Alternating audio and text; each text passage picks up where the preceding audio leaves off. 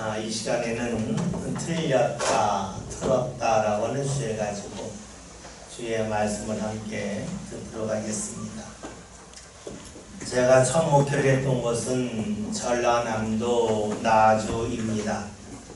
우리가 익히 알고 있듯이 나주는 배로 유명한 고장입니다.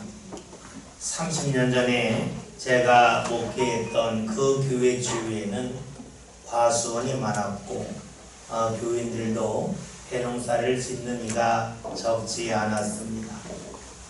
보통 9월 중순이 되면 배를 수확을 하는데 배를 수확할 때가 되면 여기저기서 수많은 총소리가 들립니다. 처음엔 그 총소리에 크게 놀랐었습니다. 정말로 총을 쏘는 줄 알았기 때문입니다. 알고 보았더니 녹음기에서 총소리가 났습니다. 왜 총소리가 났을까요? 그 이유는 새들이 과수원에 와서 다 익은 배를 쪼아 먹기 때문입니다. 새들이 와서 배를 쪼아 먹으면 그 배는 상품 가치가 없어서 팔 수가 없습니다. 그러기에 새를 쫓기 위하여 총소리가 나는 녹음기를 틀었던 것입니다. 당시 농부들의 말에 의하면 새들은 제일 맛있는 배만을 쪼아 먹는다 라고 말을 합니다. 즉 제일 상품 가치가 높은 배를 새들이 기가 막히게 알고 쪼아 먹는다는 것입니다. 그러면서 하는 말이 새들이 쪼아 먹은 배를 정말로 먹어보면 무지 달다 하는 이야기입니다. 사람은 배를 볼 때에 크기만을 봅니다. 얼마나 큰가 하는 것만 보죠. 근데 새들은 배의 크기만을 보는 것이 아니라 이 배가 얼마나 맛이 잘 들었는지까지를 본다 하는 겁니다. 사람은 배의 외적인 모습만을 보지만 새들은 배 안에까지도 잘 봅니다. 왜 그럴까요? 새들이 사람과는 달리 배 안까지 보는 투시력이 있기 때문일까요? 그렇진 않죠.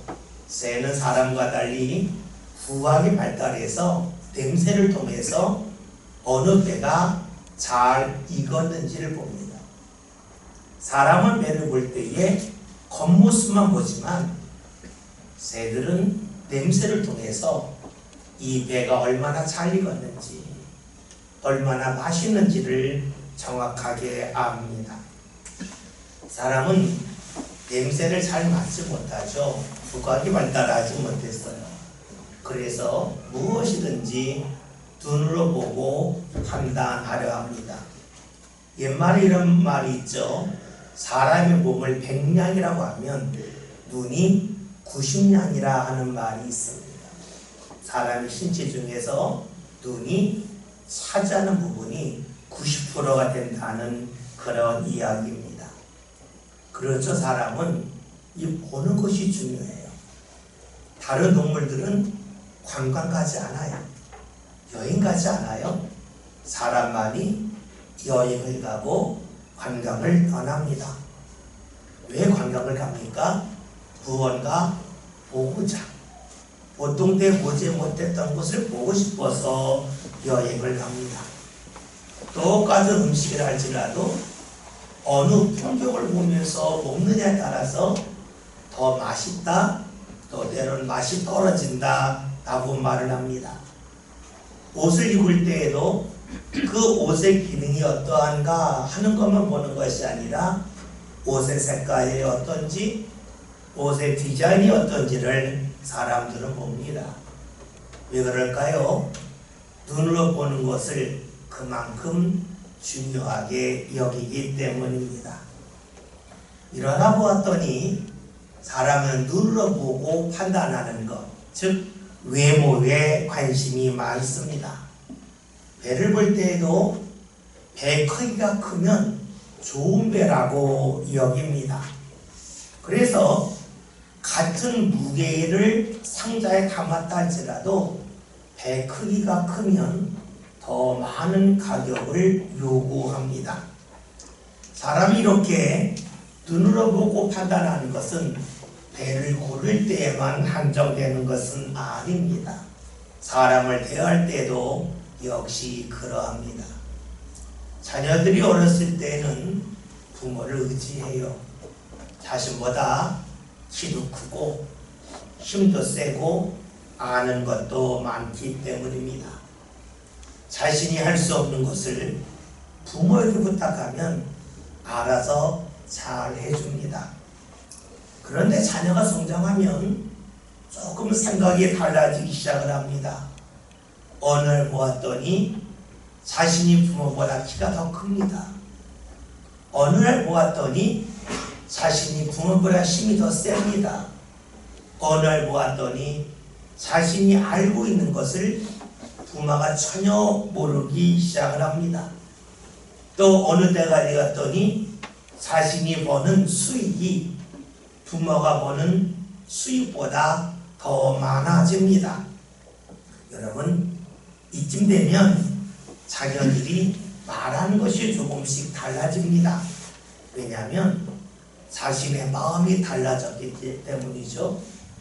과거와는 달리 부모가 잘못하는 것이 보이기 시작을 합니다. 이거 잘못한다, 저거 잘못한다 라고 말하기 시작을 합니다. 그러면서 혼자 있을 때 이런 이야기합니다. 나는 내 부모를 이해할 수 없어 라고 말합니다. 그러면서 드는 생각이 뭡니까? 우리 부모가 틀렸다라고 얘기합니다. 부모를 못마땅하게 여깁니다. 왜 그럴까요? 그 이유는 자신이 부모보다 크다고 여기기 때문입니다. 자신이 키가 크고 힘이 세고 아는 것이 많고 수익을 더 많이 올리기 때문에 자신도 모르게 자신의 판단이 더 옳다고 여깁니다. 그런데 이런 자녀들이 놓치는 것이 있습니다. 그것은 눈에 보이는 외적인 성장과 눈에 보이지 않는 내적인 성장이 일치하는 것은 아니라는 겁니다. 다시금 배를 생각해 봅시다. 배가 크다고 마시는 것은 아닙니다. 배가 익어야 맛있습니다. 사람들은 눈에 보이는 큰 배가 좋은 배라고 마시는 배라고 판단을 하지만 실제로 꼭 그런 것은 아닙니다. 문제는 사람은 배의 크기를 볼 줄 알지만 배 속에 얼마나 배가 잘 익었는지 그 정도는 볼 수 있는 눈이 없다는 데 있습니다. 자녀들이 이를 모를 때가 많습니다. 자신의 외적인 성장으로 인해서 자신의 판단마저 옳다고 여기기도 합니다. 그래서 하는 것이 무엇이냐면 부모를 이해할 수 없으면 부모가 틀렸다고 여기고 부모가 잘못됐다고 생각합니다. 여기서 한 가지 물어봅시다. 내가 이해할 수 없으면 상대가 틀린 것입니까?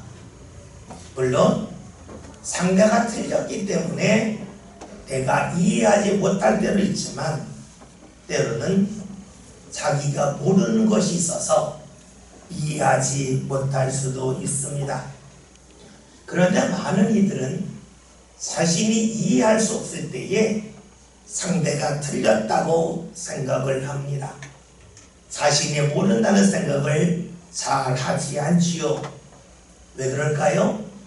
상대가 틀렸다고 하면 편하기 때문입니다. 내가 모른다면 배워야 되는 수고를 해야 되지만 상대가 틀렸다고 말하면 상대가 바꾸면 됩니다. 그러니까 자신이 편안한 것이죠. 상대가 틀렸다고 하면 그 순간 나는 옳은 사람이 됩니다. 그러기에 수많은 사람들은 이해할 수 없는 일을 만나면 상대가 틀렸다고 말합니다. 자녀가 부모를 대할 때도 그렇게 대하지요. 오늘 성경에서는 이런 모습을 입는 사람이 등장을 합니다. 오늘 우리는 누가복음 15장에 있는 말씀 중에서 예수님이 하신 비유에 관한 말씀을 보았습니다. 이 말씀은 흔히 사람들이 말하기를 탕자의 비유라고 말합니다. 탕자라고 하는 것은 방탕한 탕자니까 방탕한 아들에 관한 비유라는 말씀입니다. 왜 탕자의 비유라고 했을까요? 어떤 아버지에게 아들이 2명 있었는데 둘째 아들이 어느 날 아버지에게 와서 내가 받을 유산을 미리 달라 그럽니다. 유산은 아버지가 돌아가신 다음에 받아야 되는데 아버지가 살아있음에도 불구하고 유산을 달라고 때를 씁니다. 이것은 분명 잘못된 일입니다. 그러나 우리가 경험적으로 잘 알고 있듯이 자녀를 이기는 부모는 없습니다. 자녀가 때를 쓰고 또 때를 쓰니까 아버지는 자녀가 잘못되었음을 알면서도 그 자녀에게 유산을 미리 떼어주었습니다. 아들은 그 유산을 가지고 먼 나라로 갑니다. 아버지가 이룰 수 없는 곳으로 갑니다. 거기서 아버지가 살던 방법이 아니라 자신의 방법으로, 자신이 볼 때 잘못된 아버지의 삶이 아니라 자기가 볼 때 옳은 자신의 삶을 살고자 합니다. 그러는 가운데 그는 모든 재산을 다 잃어버립니다. 가난해졌고 고생을 하다가 그는 아버지의 집에 가서 일꾼으로 살겠다고 결심하고 아버지 집으로 돌아옵니다. 아버지는 그 아들을 일꾼이 아닌 아들로 받아주고 그를 위하여 잔치를 베풉니다. 오늘 말씀 의미 있는 말씀입니다. 그런데 이를 아들은 전혀 몰랐습니다. 그는 밭에서 열심히 일하다가 그는 이상한 소리를 듣지요. 오늘 말씀을 볼까요? 25절, 26절 다 함께 봅니다. 아들은 밖에 일어나다가 집에 가까이 왔을 때 부모가 춤추는 소리를 듣고 다른 종을 불러 이 무슨 일이다 부르되. 아멘. 생각해 봅시다. 아들이 밭에서 일하다가 집에 가까이 왔습니다. 그때에 이제 풍악소리, 춤추는 소리가 들립니다. 그렇다면 밭이 얼마나 컸는지를 짐작할 수가 있겠죠. 돌아오라 알았으니까 밭이 엄청나게 컸다는 것은 큰 부자였다는 겁니다. 그가 집에 돌아오는데 풍악소리가 들리고 춤추는 소리가 들리자 일하는 사람에게 묻는 겁니다. 이게 무슨 소리냐? 왜 물었을까요? 이 집에서 보통도의 풍악소리가 들리지 않았다는 겁니다. 수시로 풍악소리가 들리고 춤추는 소리가 들렸다면 오늘도 또 그날이구나 라고 생각했겠지만 보통도에 들리지 않았던 풍악소리, 춤추는 소리가 들리니까 우리 집에 뭐 특별한 일이 있나 해서 종에게 묻는 것입니다. 그러니까 이 집은 아주 큰 부자였지만 아주 검소하게 살았던 집임을 우리는 충분히 짐작할 수가 있습니다. 종에게 묻습니다. 이게 웬일이냐라고 물었더니 종이 답을 하죠. 27절에는 말씀을 봅니다. 다 같이 보겠습니다.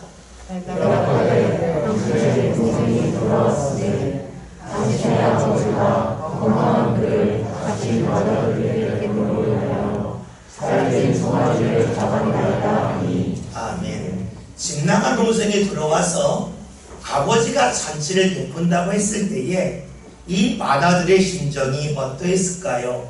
그의 반응을 보면 알 수가 있는데 28절에는 말씀을 함께 봅니다. 말씀 봅니다. 그가 나와서 돌아오자 하지 아니하기를 아버지가 나와서 보는데. 아멘. 말씀을 보았더니 아들이 화가 났습니다. 그래서 아버지가 베푸는 잔치에 참여하려고 하지 아니합니다. 그러자 아버지가 아들에게 와서 권하는 거죠. 잔치에 들어가자라고 말합니다. 여러분, 왜 맏아들이 화가 났을까요? 그의 말을 보면 알 수가 있는데 29절 30절 함께 봅니다. 말씀을 봅니다. 아버지께 대답하여 내가 너의 아버지를 섬겨 명을 어김이 없거든 내게 명령서 색이라도 주어 나와 내 벗으로 즐기게 하신 일이 없다니 30절 이 아들이 돌아오게 이를 위하여 살찌 증거하기를 장수하리라. 아멘. 맏아들의 말을 보면 왜 그가 잔치에 참여하지 않는지를 알 수 있습니다. 맏아들의 말은 아주 간단합니다. 공평하지 않다는 겁니다. 아버지가 자신과 동생을 차별한다는 겁니다. 왜냐하면 자신은 지금까지 열심히 일했지만 자신을 위하여 잔치를 베푼 적이 한 번도 없는데 둘째를 위하여 베푼다는 겁니다. 그렇다고 해서 둘째를 더 열심히 일한 것도 아니라는 거죠. 자신은 열심히 지금까지 일해왔지만 둘째는 마음껏 즐기고 쓰다가 돌아왔는데 왜 그를 위하여 잔치를 베푸느냐? 공평하지 않다. 아버지가 차별한다고 그는 말을 합니다. 여러분, 이 말을 할 때에 아들과 아버지의 모습을 한번 그려봅시다. 여러분, 이 맏아들과 아버지 중에 누가 더 키가 컸겠습니까? 누가 더 힘이 셌겠습니까? 누가 더 힘든 일을 했겠습니까? 아들은 넓은 밭에서 일하러 돌아왔다고 하는 것은 그가 키도 크고 힘도 세고 일도 많이 했다 하는 겁니다. 외적으로 보면 맏아들이 아버지보다 훨씬 더 키도 크고 힘도 세고 일도 많이 했습니다. 이러한 맏아들이 볼 때에 아버지가 하시는 일이 못마땅합니다. 이해할 수 없기 때문이죠. 그래서 27절의 말씀처럼 그는 잔치가 베풀어지고 있는 집에 들어가라고 하지 아니합니다. 아들은 아버지를 이해할 수 없을 때에 지닌 생각이 무엇입니까? 아버지가 공평하지 않다는 겁니다. 아버지가 자녀를 차별한다는 겁니다. 아버지가 틀렸다 하는 것입니다. 맏아들이 말한 것처럼 자신이 수고를 더 많이 했는데 왜 자신에게는 해주는 것이 없고 수고를 하지 않는 동생을 위해서 해주는 것이 있느냐는 말입니다. 맏아들의 모습을 정리하면 이렇습니다. 아버지가 틀렸다고 생각하기 때문에 아버지가 베푸는 잔치에 참여할 수 없다 하는 겁니다. 다른 말로 하면 아버지를 이해할 수 없고 아버지가 틀렸다고 여기기 때문에 아버지를 가까이 할 수 없다 하는 것입니다. 이 말을 달리 해석하면 이렇게 볼 수가 있겠죠. 자신이 아버지를 이해할 수 있다면 아버지는 옳다는 겁니다. 자신이 이해할 수 없는 아버지가 틀렸다고 하는 것은 자신이 이해할 수 있는 아버지라면 옳다는 것입니다. 그렇다면 이 맏아들이 옳다 그르다 라고 하는 판단의 기준이 누구입니까? 자신의 이해 여부에 따라 달라집니다. 이 맏아들은 철저하게 자신이 기준입니다. 그는 아버지보다 힘이 셉니다. 아버지보다 키가 큽니다. 하늘이 더 많습니다. 그러기에 이 아들은 자신이 생각한 범위 안에서 아버지가 생각하고 살아가야 한다고 여깁니다. 이 속에는 자신이 아버지보다 판단하는 것이 옳다 하는 것이죠. 자신이 아버지보다 뛰어나다 하는 겁니다. 아버지가 이해할 수 없는 일을 한다면 아버지는 틀렸다는 것이고 이로 인하여 자신의 마음이 틀어졌음을 그는 말하고 있습니다. 그래서 아버지를 이해할 수 없는 순간에 지금까지 인정했던 아버지, 지금까지 존중했던 아버지의 모습을 완전히 지워버립니다. 그러니까 그런 아버지라면 자신이 가까이 하지 않겠다 하는 겁니다. 내가 봐서 이해할 수 없다면 틀린 것이고, 틀린 아버지라면 가까이 할 필요가 없다는 것이지요. 여러분, 이런 마다들의 모습을 어떻게 보고 계십니까? 이런 모습이 왠지 익숙하지는 아니합니까? 왜냐하면 오늘 우리들이 성장한 후에 몸이 크고 힘이 세지고 많은 수익을 얻기 시작한 다음부터 부모를 대하는 반응이 이와 같지 아니합니까? 자녀들이 성장하면 부모가 하는 일을 이해할 수 없을 때에 틀렸다고 판단합니다. 그리고 부모가 틀렸다고 여기면 그 부모와 함께하는 시간을 싫어하고 그 부모를 가까이 하려고 하지 아니합니다. 멀리합니다.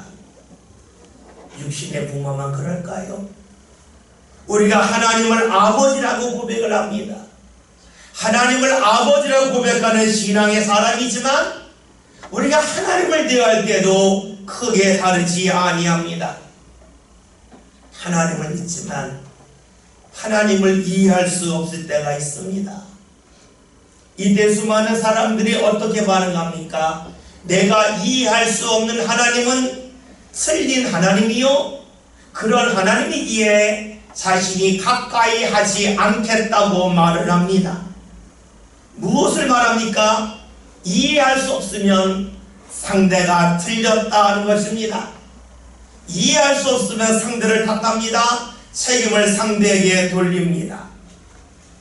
이해할 수 없는 것은 상대가 틀려서 그럴 때도 있지만 때로는 자신이 부족해서 그럴 때도 있습니다.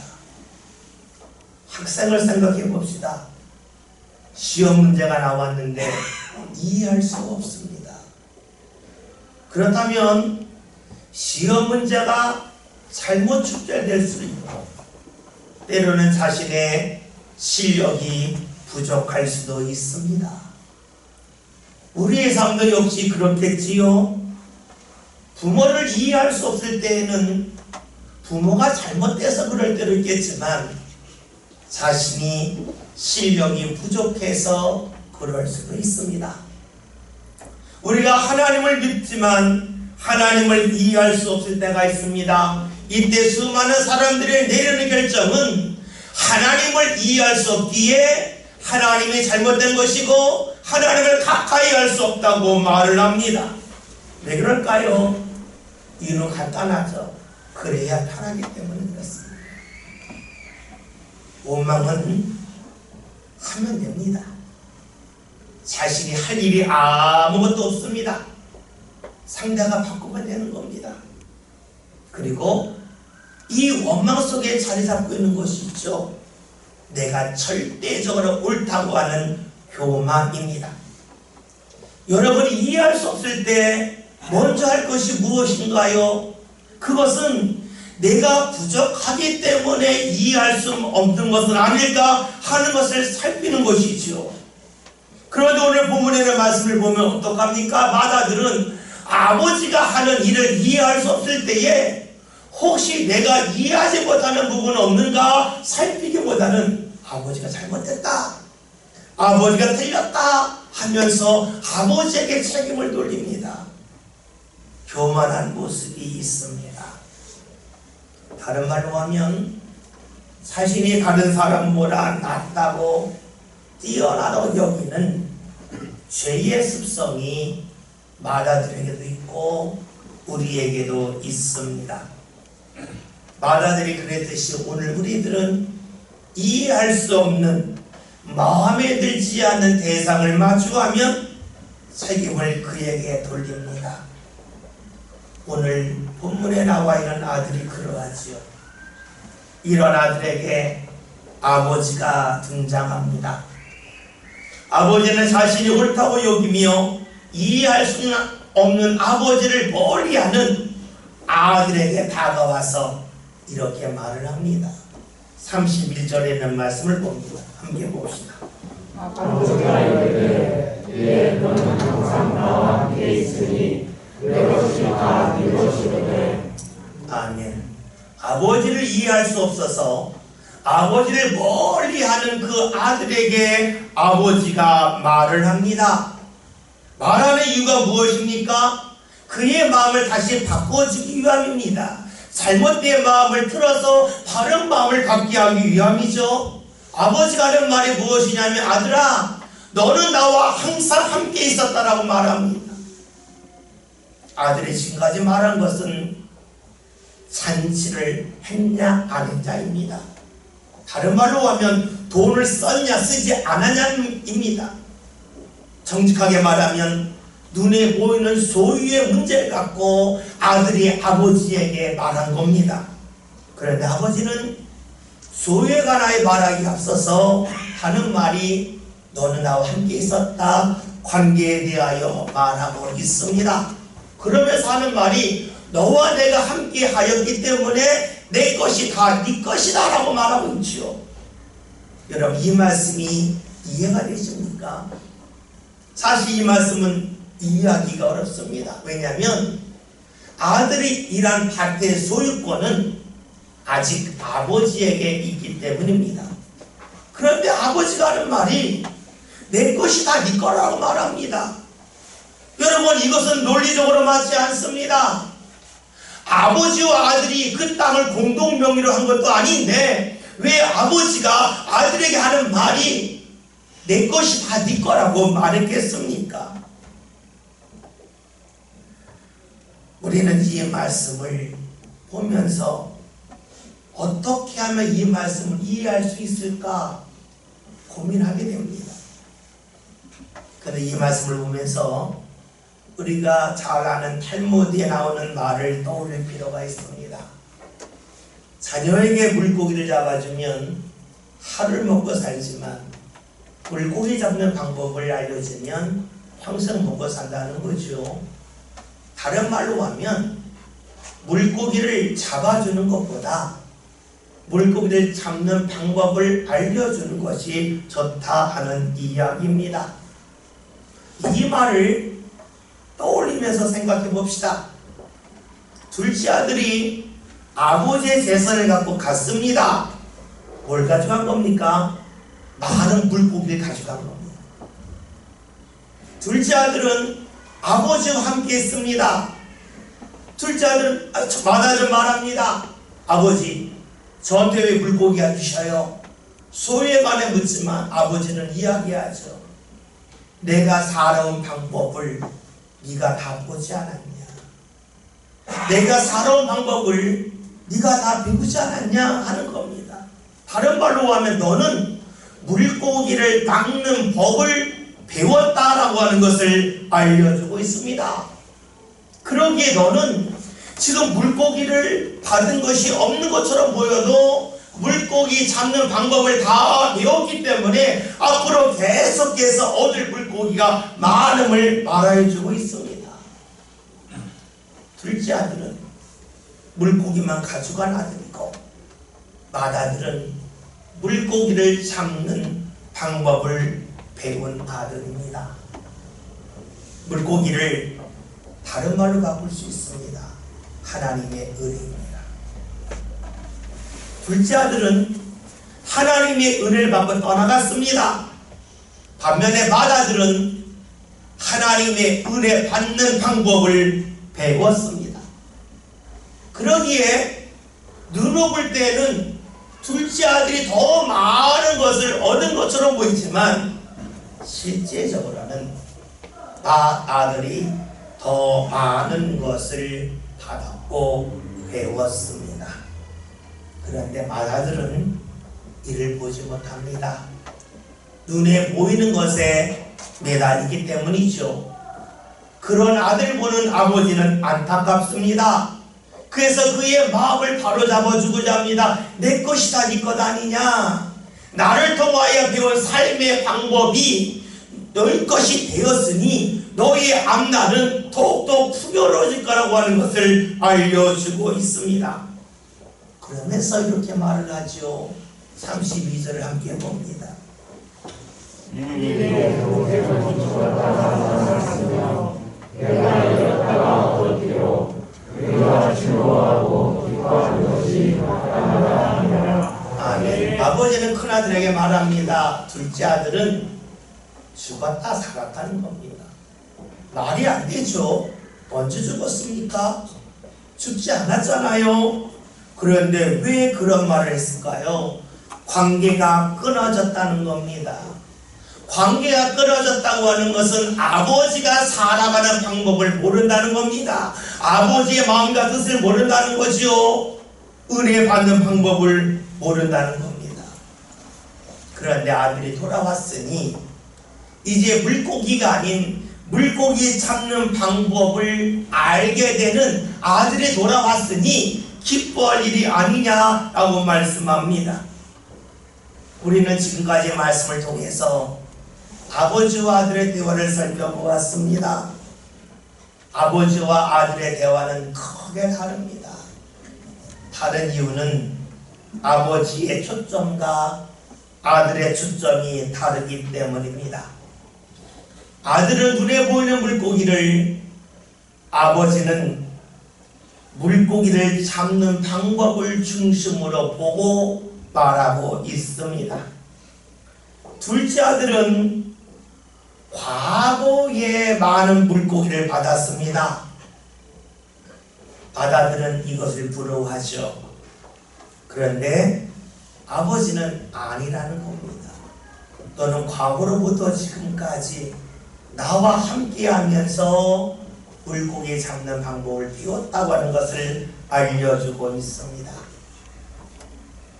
맏아들은 아버지를 이해하지 못했습니다. 아버지가 틀렸다고 여겼습니다. 그래서 마음이 틀어져서 아버지를 가까이 하지 아니합니다. 그런데 아버지는 다릅니다. 아버지는 자신을 이해하지 못하는 아들을 탓하지 아니합니다. 그런 아들에게 다가옵니다. 그리고 그의 틀어진 마음을 다시금 바꾸고자 말합니다. 물고기의 초점을 맞춘 아들에게 물고기 잡는 법에 대하여, 은혜 받는 방법에 대하여 세심하게 알려주고 있습니다. 오늘은 어버이날이자 어버이 주일입니다. 많은 자녀들은 자신이 성장하면 성장할수록 자신의 눈으로 부모를 봅니다. 자신이 중심이 되어서 자신이 이해할 수 없으면 부모가 틀렸다고 판단을 하고 자신을 밖으로 하라오기보다는 부모를 멀리하고 고개를 돌립니다. 그러나 모든 부모는 그러하지 않습니다. 아들이, 자녀가, 딸이 자신이 이해할 수 없는 일을 할 때에 이해시키고자 합니다. 여러분, 하나님 아버지도 역시 그러합니다. 우리가 하나님 볼 때 이해할 수 없는 잘못된 일을 했다 해서 우리를 포기하지 아니하십니다. 우리에게 다가오십니다. 오늘 말씀 제목이 틀렸다 틀었다입니다. 이해할 수 없기에 틀렸다고 여기는 것은 지혜롭지 못함입니다. 이해할 수 없을 때는 나의 부족함을 살피는 것이 먼저입니다. 하나님을 대할 때도 역시 그러합니다. 하나님이 하시는 일을 이해할 수 없을 때에 하나님이 틀렸다고 할 것이 아니요, 내가 부족한 것이 아닌가 하면서 자신을 보는 것이 중요합니다. 예수님을 하나님께서 세상에 보내셨습니다. 사람들이 틀렸기에 포기하고 멀리 했는 것이 아닙니다. 틀렸지만 틀린 우리들을 바로 교정하기 위하여 우리의 삶을 틀어서 하나님 앞에 가게 하기 위하여 예수님을 세상에 보내주셨습니다. 하나님은 우리의 믿음의 사람들이 하나님의 마음을 소유하기를 원하고 계십니다. 틀렸다고 여길 때에 상대를 멀리하거나 상대를 포기하는 것이 아니라 가까이 다가서서 예수님이 그랬듯이 우리로 그러한 삶을 사는 가운데 상대의 마음을 틀어서 바르게 세우기를 주께서 원하고 계십니다. 어버이날을 맞이하여 여러분 부모를 이해할 수 없다 해서 틀렸다고 여기고 멀리하는 어리석음이 없기를 바랍니다. 이해할 수 없을 때에 내가 부족한 것은 아닌가, 나의 마음을 틀어서 부모에게 나가서 부모와 함께하는 그러한 믿음의 삶 함께 살아갑시다. 그리고 하나님을 바라볼 때에도 하나님 이해할 수 없으니 하나님 틀렸어요가 아니라 내 마음과 내 중심을 들어서 하나님이 원하시는 것을 보고 붙잡고 나가는 믿음의 삶 함께 살아갈 수 있기를 주의 이름으로 기원드립니다. 기도합니다. 하나님